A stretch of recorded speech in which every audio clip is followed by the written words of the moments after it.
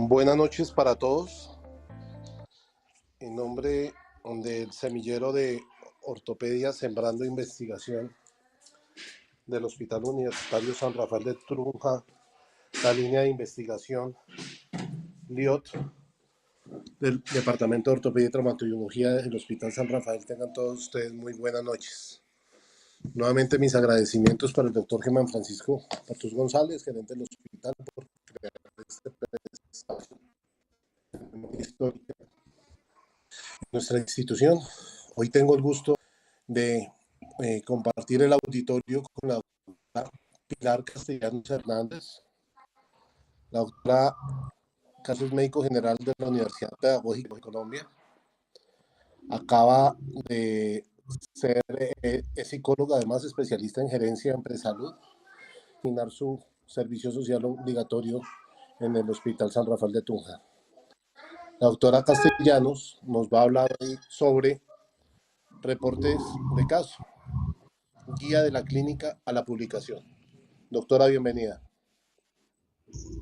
Gracias, doctor Freddy. Buenas noches. Y buenas noches para todas las personas que se encuentren en esta transmisión. Un gusto saludarlos.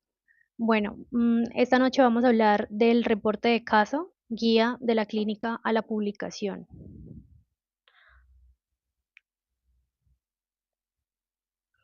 Bueno, para iniciar, pues me gustaría que recordáramos que existe una jerarquía desde el punto de vista epidemiológico en cuanto a la calidad de los estudios y el riesgo de sesgo.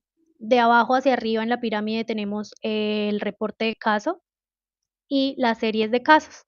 Seguidamente tenemos los demás estudios observacionales, los estudios transversales, casos, controles de corte. Después tenemos ya un estudio que no es observacional, que son los ensayos clínicos aleatorizados controlados. Y después tenemos las revisiones sistemáticas y metaanálisis en la punta de la pirámide.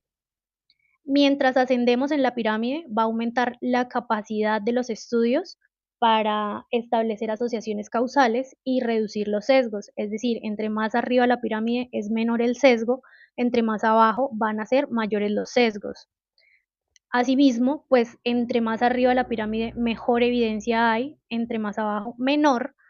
Y uno podría preguntarse por qué si el reporte de caso está en la base de la pirámide, es decir, no tiene tan buena evidencia, seguimos publicándolo y es tan común que veamos reportes de caso. Entonces, vamos a concluir viendo la pirámide que los reportes de caso no sirven o que simplemente es un reporte de caso y esa conclusión no es correcta. Los reportes de caso sí están en la base, pero precisamente por eso, porque son la base o el primer contacto para muchos investigadores con la metodología de investigación y asimismo son la base para que se produzcan unos nuevos estudios como el reporte de caso es generador de hipótesis. Siguiente. Primero, pues tener en cuenta cuál es la importancia del reporte de caso. Ya lo mencioné, que es la iniciación científica. Es el primer contacto para la mayoría o para un gran número de investigadores que se interesan por la metodología de la investigación. Es un estudio que no va a tener barreras por acceso a los recursos de investigación, porque básicamente yo solo necesito un paciente, bueno, un paciente con unas características particulares, pero un paciente y poder desarrollar el caso. No necesita financiación, no va a necesitar, digamos que, una inversión de recursos como si pueden llegar a requerir los demás estudios observacionales. Eh, una particularidad, pues son instrumentos de comunicación y difusión del conocimiento, tanto para nosotros los médicos como para toda la academia, por los cuales se pueden comunicar experiencias particulares de los pacientes. Aunque su nivel de evidencia sea bajo, como ya lo mencioné, pues son la primera línea de investigación para las nuevas terapias y para nuevos abordajes, es decir, nos generan una hipótesis. Yo no puedo asegurar que lo que a mí me funcionó con un paciente funcione siempre, pero puedo reportar que funcionó y eso puede derivar otros estudios observacionales e incluso estudios de ensayo clínico aleatorizado. Entonces, pues por esto mismo, son estudios útiles como partida de investigación para mayor rigor. ¿Qué tipo de estudios son? Ya lo mencionamos, perdón, antes. Son estudios clínicos, no hay intervención. Normalmente el paciente transcurre su hospitalización o su atención tal como tiene que transcurrir. Yo no voy a experimentar con el paciente, por lo tanto, se considera como no intervención, por lo tanto, es un estudio observacional. La metodología del estudio, narrativa o descriptiva, simplemente voy a contar lo que pasó durante la atención del paciente, y la unidad de análisis es individual. Incluso si hablamos de una serie de casos, la unidad de análisis va a ser individual, porque si yo voy a reportar una serie de casos, estos pacientes de la serie de casos van a tener unas características de reporte en común, es decir, una patología única, y eso es lo que la hace individual. Listo. Siguiente. Bueno, entonces, ¿cuál es la relevancia del reporte de caso? Como ya lo mencionamos, pues son instrumentos de comunicación y difusión de conocimiento. Pese a que sean de baja evidencia, siguen siendo evidencia. Segundo, pues lo que ya mencionamos, permite generar hipótesis, tanto diagnósticas como terapéuticas, cualquier tipo de hipótesis que pase con el paciente. Va a ser la primera evidencia disponible sobre fenómenos nuevos, que también es una particularidad de los reportes de caso, y es que suelen hacerse en casos atípicos. Voy a dar un ejemplo muy puntual. En 1976, que es cuando se reporta por primera vez el virus del ébola, se reporta un paciente adulto con un síndrome febril asociado a un síndrome hemorrágico que fallece. De ese paciente cero se pudo descubrir otros pacientes similares, apoyado en la observación clínica, y de ahí se generó la duda y el interés científico para ya describir al virus del ébola como una epidemia. Otra ventaja que van a tener los reportes de casos es que se van a realizar de forma rápida. Eso los va a hacer adecuados para reportar brotes rápidamente progresivos, epidemias, efectos adversos de medicamentos, y pues que se implementen como las medidas de control para mitigar todo esto.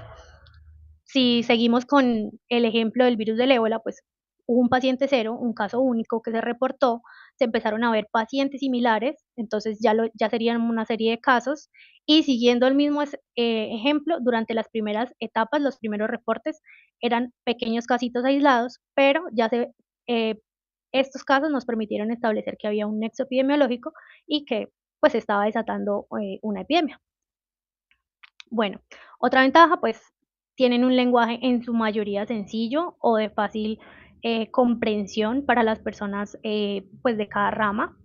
La estructura va a tener más o menos una lógica habitual: paciente, síntomas, diagnóstico, tratamiento, evolución, que es básicamente lo que se hace en la mayoría de las atenciones, y pues digamos que los profesionales de diferentes niveles de formación en investigación los van a poder leer súper bien.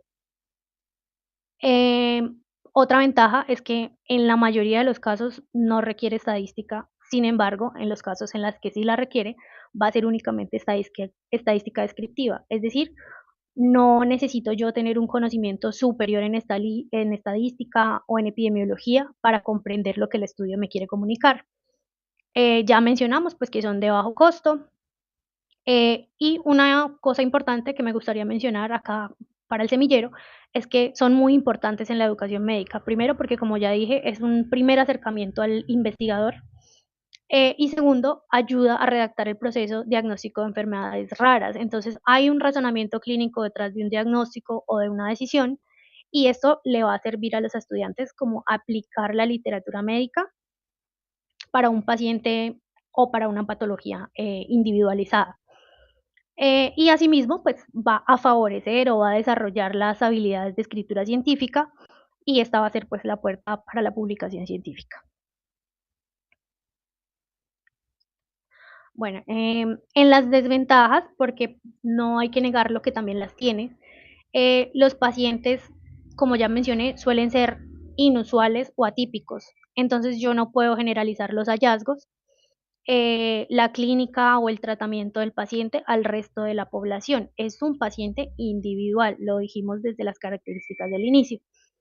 Eh, pues otra desventaja es precisamente esto, que se hace énfasis en lo raro, en lo atípico, y muy rara vez vamos a lograr que un caso común se reporte o se publique porque no aportan nada novedoso a la comunidad científica. Eso es independiente de cualquier estudio, pero pues en el reporte de casos vamos a ver que las revistas son mucho más exigentes. No es posible tener una inferencia causal, pues solo vamos a describir, como ya lo mencionamos, no vamos a generar asociaciones, no podemos saber qué habría ocurrido si el paciente recibe otro tratamiento en vez del que se le administró, no podemos saber qué hubiera pasado si el paciente no recibe el tratamiento, ¿sí? No podemos generar una asociación, pero describimos lo que pasó o lo que pasó exitosamente durante la atención del paciente. Nuevamente, pues no es posible realizar una inferencia estadística, solamente hay observaciones, no hay ningún tipo de estimación, no se van a establecer medidas epidemiológicas como reportar 3 pacientes con una enfermedad rara en una serie de casos, no nos va a decir qué tan frecuente puede llegar a ser en la población. Y pues lo más importante es que tenemos unos sesgos de publicación en este diseño de investigación y son muy frecuentes. Y eso siempre lo van a tener en cuenta las revistas a la hora de publicar. Entonces también es importante que nosotros los tengamos en cuenta. El primero es el sesgo de selección, que nos quiere decir que la selección del caso va a depender únicamente de nosotros como observadores y no del azar, es decir, no hay una aleatorización del paciente, sino que es un paciente que yo escojo y yo decido escribir sobre él. Entonces ahí ya hay un sesgo de selección. El segundo sesgo va a ser el sesgo de información y es porque pueden existir errores, pueden existir omisiones o incluso como es un paciente que yo valoré desde mi impresión diagnóstica, desde mi impresión de tratamiento, no puede llegar a ser tan objetivo, sino que va a tener ciertas interpretaciones subjetivas desde el médico tratante o desde la persona que está revisando la historia clínica para hacer el reporte. Otra cosa importante de las desventajas es la sobreinterpretación o falacia anecdótica, y es resumido, pensar que un tratamiento va a ser eficaz porque le funcionó a un paciente, entonces que va a ser eficaz para todos los demás. Y acá dejé en la presentación una frase que he escuchado bastante en medicina y es que la anécdota es el punto de partida de la investigación, pero nunca el punto de llegada. Bueno, y por último, pues es que no siempre es posible garantizarle la anonimidad, la confidencialidad al paciente. Existe el riesgo, a pesar de que yo le tome una fotografía al paciente y le pixele las partes que no son necesarias de ver, a pesar de que él me dé autorización de tomarle fotos, pues los reportes de caso deben ser anónimos. Y a pesar de que yo tenga todas las medidas, siempre puede existir el riesgo de que el paciente pueda ser identificado, esto pues especialmente en poblaciones pequeñas, especialmente en comunidades muy específicas, pero pues siempre existirá el riesgo de que el paciente pueda ser identificado, especialmente cuando hay una descripción muy detallada del paciente o hay el anexo de imágenes. Bueno, pues entonces hasta acá ya mencionamos que el reporte de caso ocupa un nivel bajo en la jerarquía de la evidencia y no es porque no tenga valor, sino porque el objetivo es bastante diferente a los otros estudios, que es como detectar fenómenos, generar hipótesis y abrir líneas de investigación. Entonces, la pregunta sería, si tiene tantas limitaciones, ¿por qué seguimos publicando los reportes de caso? Entonces, pues vamos a ver primero qué es un reporte de caso o qué se nos describe como un reporte de caso. Es una narración detallada sobre las experiencias de los médicos o de los científicos o de la persona que interviene en el paciente, que se caracteriza por ser innovadora, informativa y porque normalmente describe contenido sobre las manifestaciones clínicas de un paciente con una enfermedad rara o desconocida. También puede presentar presentaciones inusuales o complicaciones de enfermedades que ya se conocen, lo que mencionábamos antes de las epidemias, nuevos métodos diagnósticos, nuevos abordajes terapéuticos, complicaciones y pues entre otros tópicos que pueden suceder en el ejercicio médico. Y siguiente. Y pues a pesar de que, no, anterior. Ya.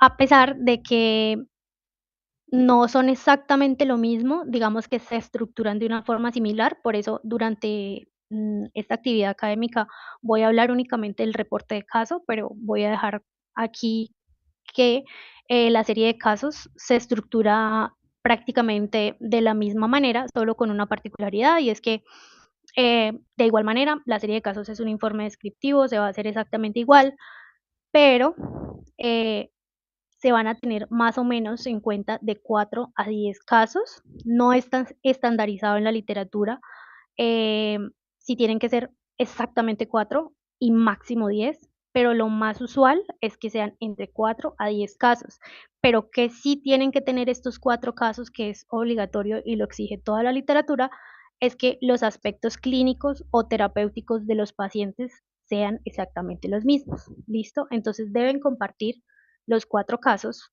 o los 10 casos que yo voy a reportar en mi serie, la misma clínica, el mismo desenlace, el mismo abordaje terapéutico.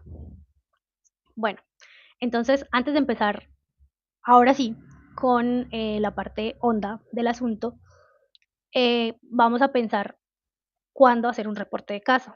Y es yo como elijo un paciente para que sea reportable. Entonces, primero, la primera pregunta es, ¿vale la pena que alguien más lea lo que yo voy a escribir?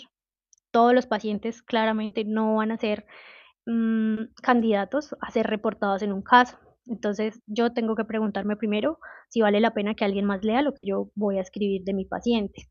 Segundo, ¿hay alguna novedad en el paciente que yo voy a presentar? Porque ese es el valor final de los reportes de casos en la literatura. Muy seguramente mi caso puede estar muy bien escrito, pero si yo no reporto algo novedoso, es muy alta la probabilidad de que las revistas me digan como gracias, pero no. También que el caso tenga una relevancia docente, es decir, que el caso deje una enseñanza, que el caso muestre algo que no se ha visto, no se ha mostrado tanto, o incluso que puede existir mucho, pero de lo que no se ha hablado en la literatura. Otra cosa que puedo tener en cuenta es si el paciente responde de una forma inusual a un tratamiento usual, y uno muy raro, pero que pues se puede considerar para las personas que están muy interesadas en investigación, es intentar abordar los casos no desde lo clínico, sino desde el dilema diagnóstico o el dilema ético, que también es un punto válido, no todo tiene que ser netamente clínico. Listo. Entonces, bueno, ¿cómo iniciar a escribir un reporte de caso?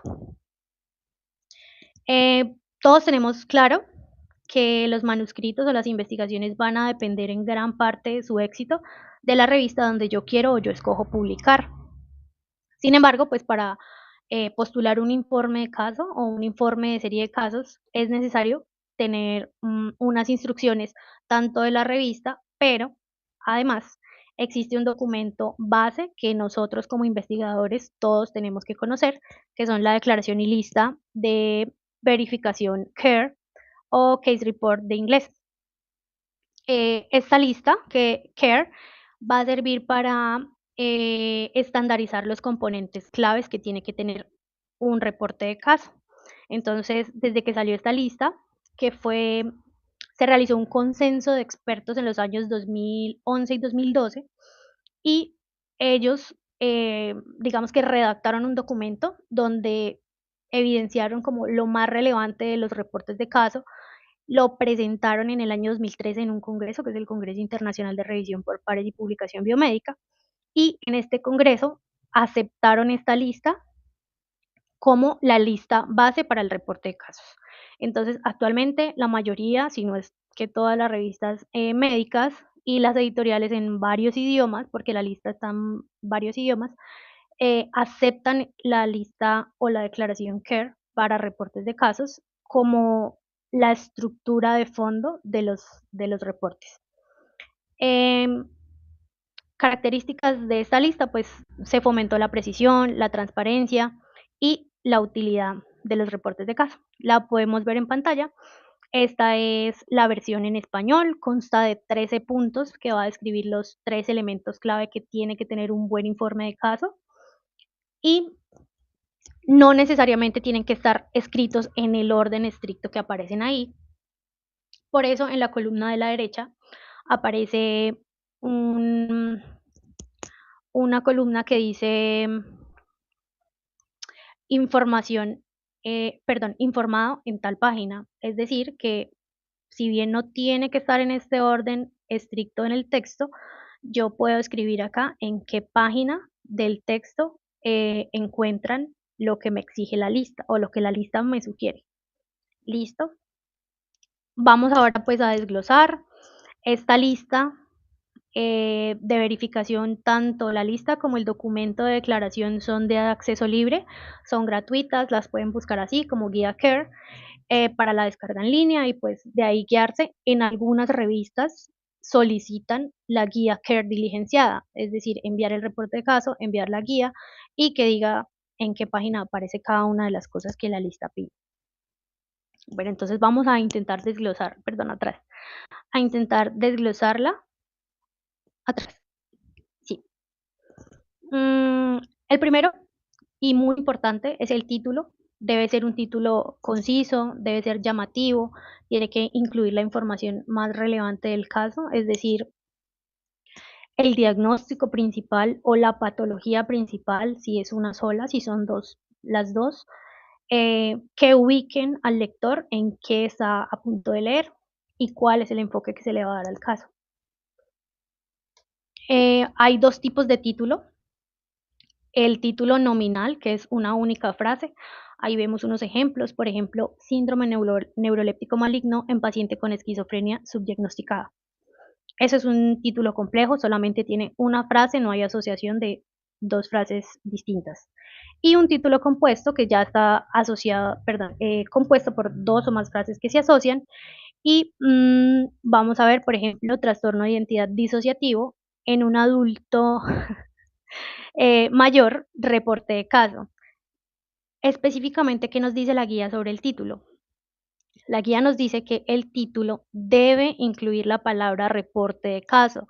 Es decir, en este caso, no nos va a servir un título nominal, sino un título compuesto, porque va a llevar el título central, que nos habla de la enfermedad, y la frase reporte de caso. Eso nos dice la guía. Además, pues porque es importante que el artículo se identifique como un reporte, un informe de caso, porque eso nos va a ayudar a que el artículo se indexe mejor en las bases de datos, mejore la búsqueda y mi artículo, una vez publicado, pues aparezca más fácilmente ante las personas que estén buscando un reporte de caso.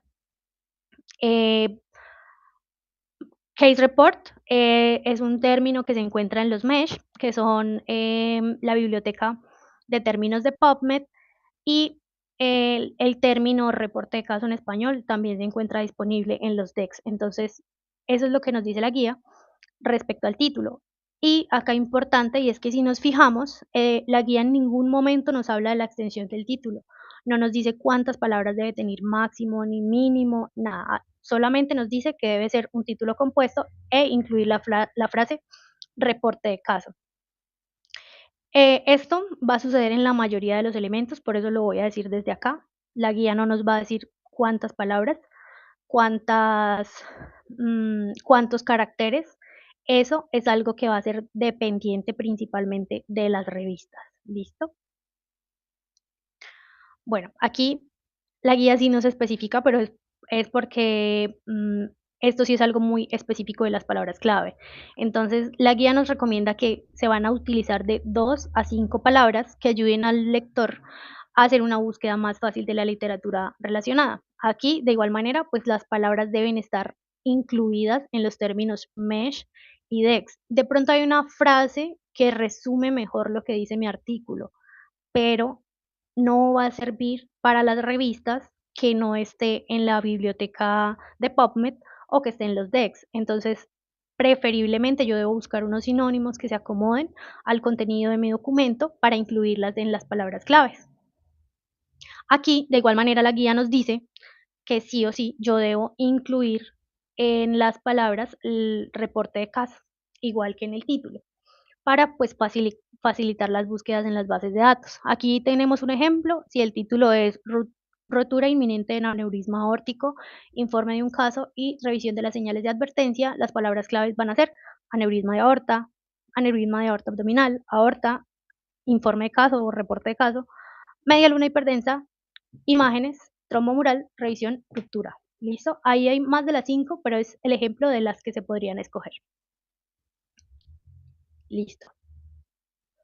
Bueno, en tercer lugar vamos a tener el resumen, que va a ser como la primera sección que yo voy a redactar de mi documento y también es la primera sección que van a encontrar los lectores o las personas que se encuentren con lo que yo escribí.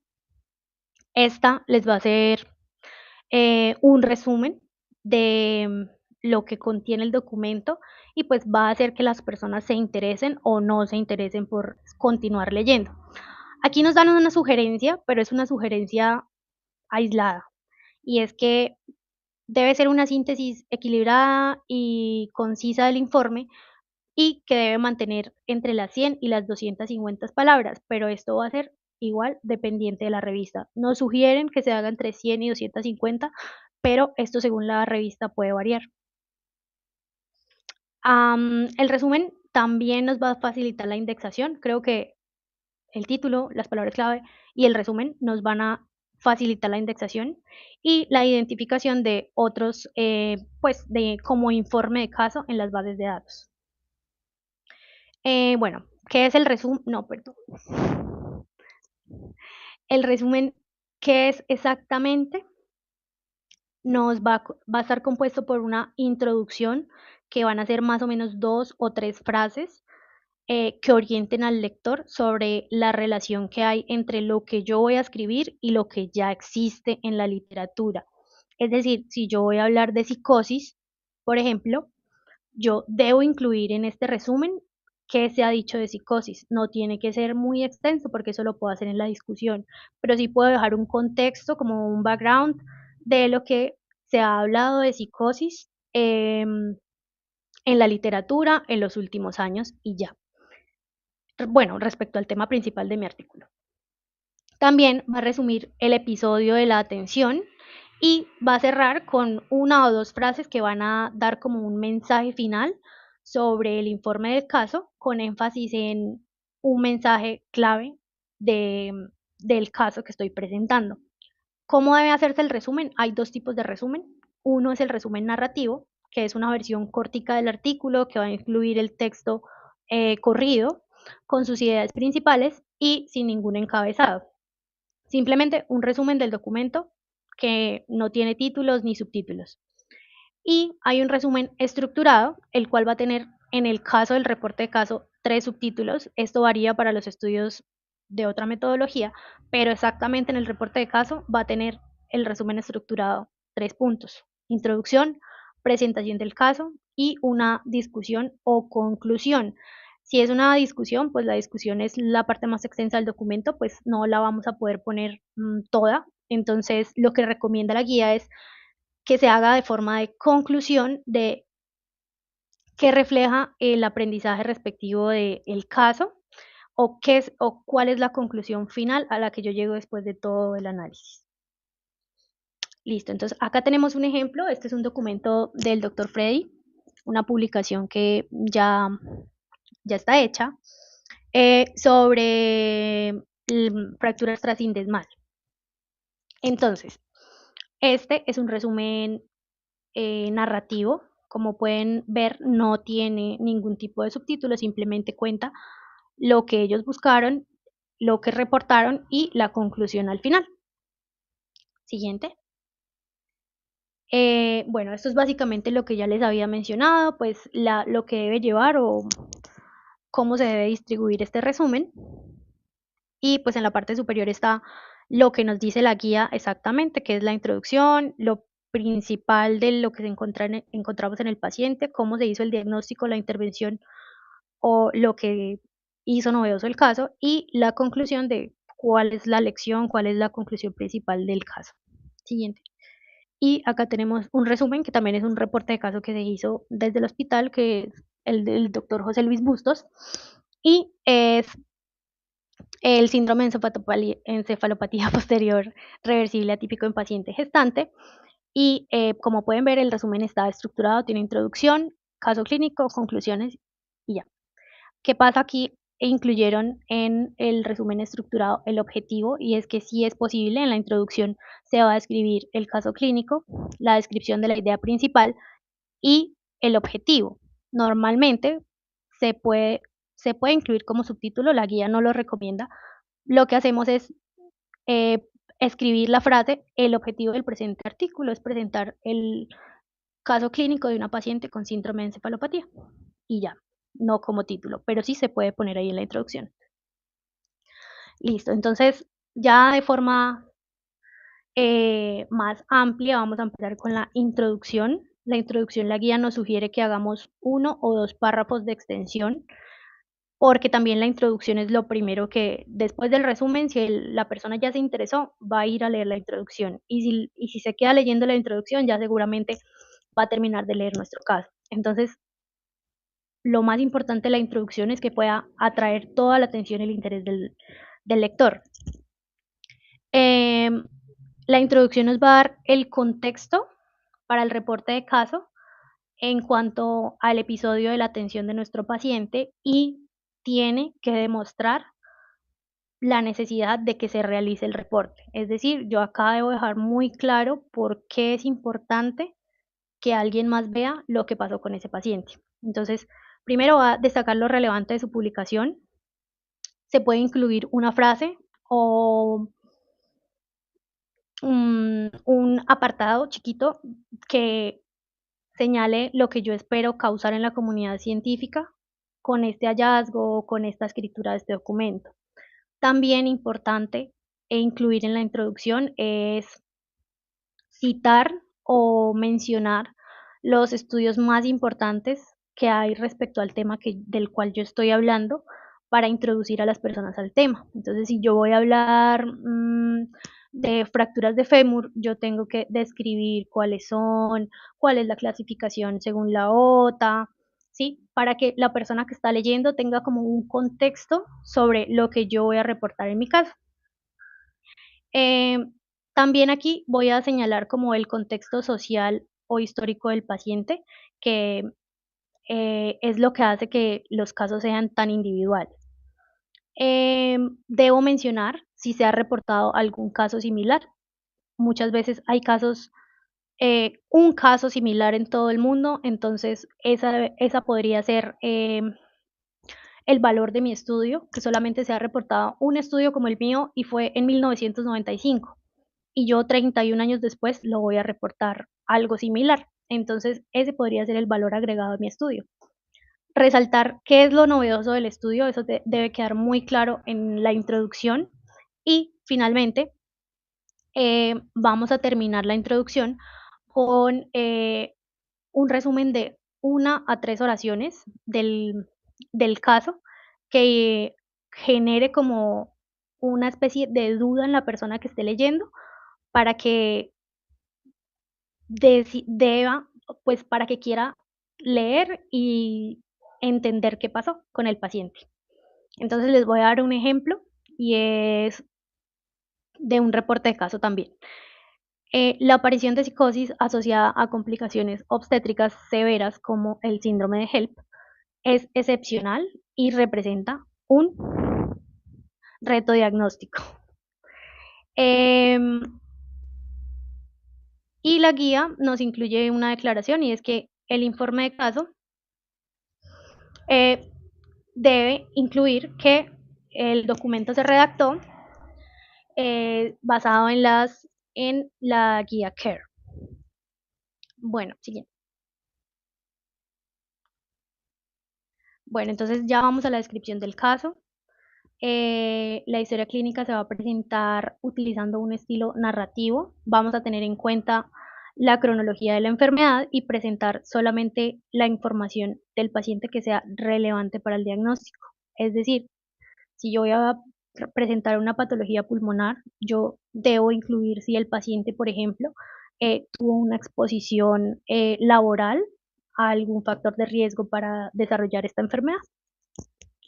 Eh, bueno, ¿qué nos dice la guía? Vamos a incluir en la descripción del caso información demográfica, los principales síntomas del paciente, el historial médico, todas las comorbilidades posibles del paciente, y qué intervenciones se han hecho en esas otras enfermedades. Bueno, Esta la dejé incluida dentro de la descripción del caso. La guía lo toma como un hallazgo, perdón, como un ítem diferente, pero hay que incluirlo dentro de descripción y es los hallazgos clínicos. La guía sugiere que se haga un muy buen detalle del examen físico, explicar qué método de exploración se utilizó y por qué. Es decir, si yo a mi paciente le voy a aplicar, no sé, por ejemplo, una escala autoadministrada, yo debo justificar por qué el paciente necesitaba esa escala, qué se pensó para solicitar que el paciente diligencie esa escala, además de obviamente todo el examen físico. Ahí en la diapositiva les dejo un ejemplo de un hallazgo clínico. Siguiente. Bueno, otra cosa que va incluida en la descripción del caso es la cronología. Esto es súper importante y es que digamos que se maneje una línea del tiempo de lo que pasó en el paciente desde el segundo cero hasta el momento en el que terminó la atención, incluso previo a la atención. El minuto cero puede no ser el momento en el que inicia la atención, sino el momento en el que el paciente empieza a presentar alguna manifestación. Se puede presentar como tabla o como figura. Siguiente. Tengo unos ejemplos. Entonces acá en el eje Y vemos el recuento de plaquetas y en el eje X vemos las fechas. Entonces aquí le reportaron a la paciente en más o menos 10 días el recuento de plaquetas según las intervenciones que se realizaron y el LDH. Entonces, ese puede ser un tipo de cronología, no necesariamente tiene que ser como una línea, la imagen de una línea del tiempo, sino una figura como esta que nos demuestre qué pasó en el tiempo con la enfermedad específicamente. Siguiente. O este que nos habla como arriba en negro en los antecedentes del paciente. La primera atención, que fue en urgencias, cómo se encontraba en ese momento, luego cómo se encontró durante los exámenes que se realizaron, luego cuándo se hizo el diagnóstico de trabajo y finalmente pues cuándo se dio como el diagnóstico final, que es el recuadro negro de abajo. Es otra opción de figura que se puede incluir en el artículo. Bueno, y también en la descripción del caso vamos a escribir la evaluación diagnóstica. Creo que se me va a terminar el tiempo y me faltan la mitad de los ítems, pero voy a intentar de decir como lo más puntual.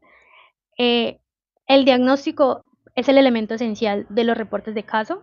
Debe dar la descripción completa de cómo fue el proceso diagnóstico, qué se descartó, qué se sospechó, qué se confirmó y cómo. Ahí vamos a incluir los reportes de laboratorio, las imágenes, las encuestas y la guía nos dice que podemos representarlo gráficamente también, es decir, una tabla si es muy extenso, eh, una imagen, como por ejemplo las fotografías de los pacientes cuando en ortopedia se hace una cirugía, entonces un previo de la radiografía, un posterior de la radiografía. Bueno, entonces, siguiente. La intervención terapéutica, vamos a detallar qué se hizo con el paciente. Entonces, primero, especificar bien cuál fue la intervención, bajo qué criterios se dictó la intervención y cuáles fueron, digamos, las intervenciones. Por ejemplo, si fue un medicamento, ¿cuál es el medicamento? ¿Cuál es la posología? Cuánto duró el paciente expuesto al medicamento? ¿En qué dosis se le administró? Todo, todo listo. Entre más específico sea, mejor en rigor objetivo va a tener el paciente el caso dentro de todos los objetivos que puede ser. Siguiente. Bueno, seguimiento.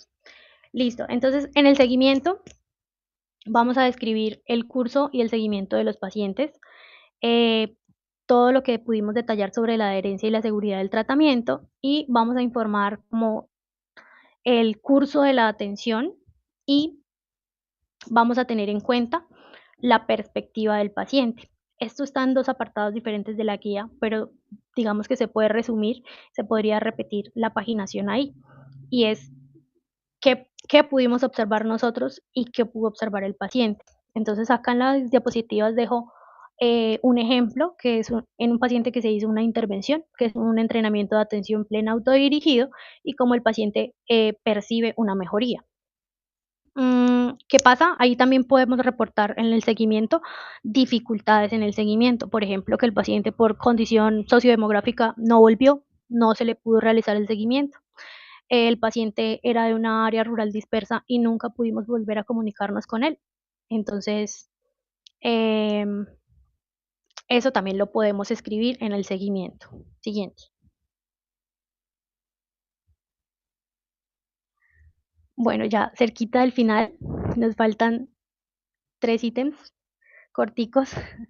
Tenemos la discusión. En la discusión vamos a hablar de todos los hallazgos que encontramos con en nuestro paciente relacionado a lo que ya se ha visto en la literatura y podemos intentar demostrar en qué se diferencia o cuál es el valor agregado de nuestro paciente, qué es lo raro de todo lo que ya se ha dicho que es común, por qué nuestro paciente no se ajusta a ese común. Em, esto también es muy importante en la discusión. Em, Agregar toda la referencia posible. No hay que saturar la discusión de referencias, pero sí agregar como todo el respaldo científico de lo que yo estoy diciendo. Por ejemplo, si yo digo, yo utilicé este medicamento y al paciente inicialmente no le funcionó, pero en 2011 reportaron que a tales pacientes no les funcionó, ¿sí? O sea, como respaldar por qué yo tuve que tomar la decisión de usar otro medicamento que no era tan común en esta patología, porque todo lo que ya yo había hecho que sí se debía hacer, no funcionó. ¿Listo?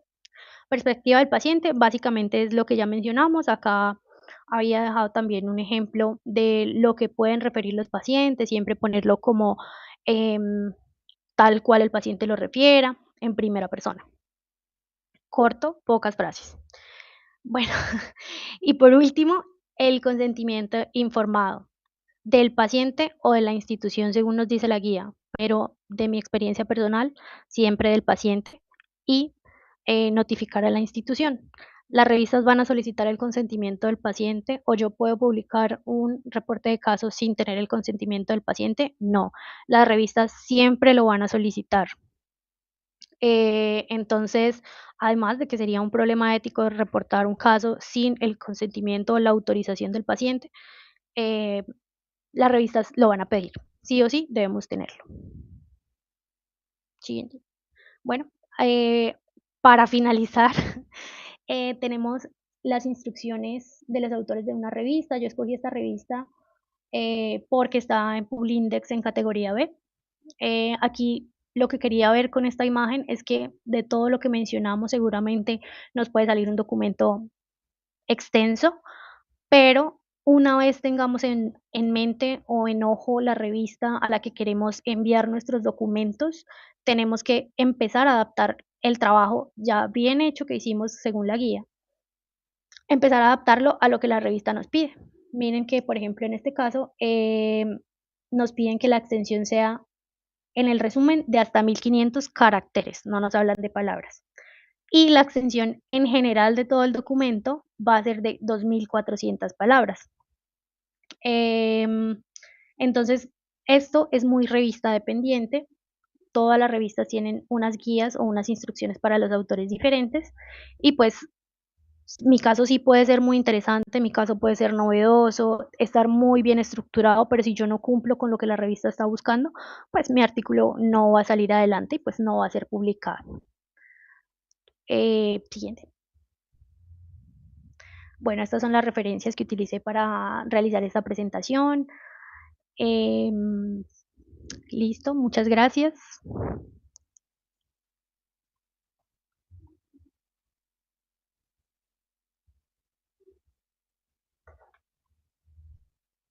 La exposición.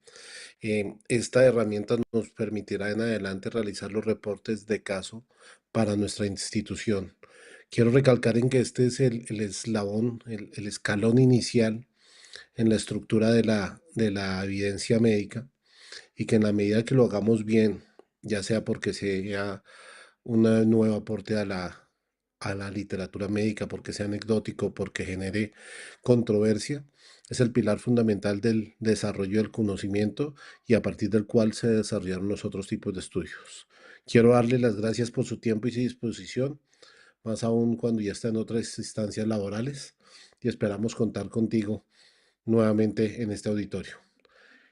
A todos, en aras del respeto del tiempo, mis agradecimientos y nos seguimos viendo el próximo jueves en la charla de ortopedia y el próximo martes en la charla de investigación y epidemiología. Muchas gracias.